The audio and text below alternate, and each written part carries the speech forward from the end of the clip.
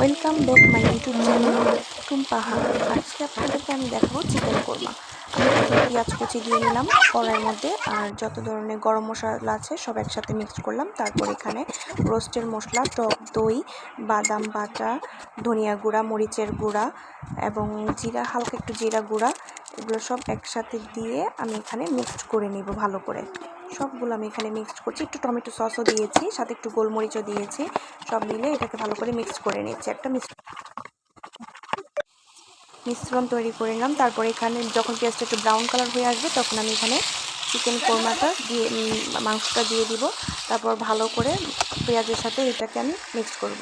তারপর যে বাদামের বাটাটা ছিল সেটাও আমি দিয়ে লবণ দিয়ে সামান্য একটু চিনি দিয়ে সাথে আমি যে মশলাটা বানিয়েছিলাম সেটাও দিয়ে দিলাম। তারপর এটাকে ভালো করে মিক্সড করব। মিক্সড করে এখানে আমি একটু ক্রিম দিয়ে দিলাম, আর সাথে আমি একটু দুধও ইউজ করেছি কোরমার জন্য।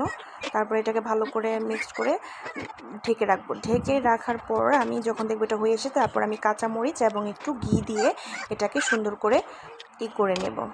দেখবেন তৈরি হয়ে গেছে আমাদের চিকেন কোরমা।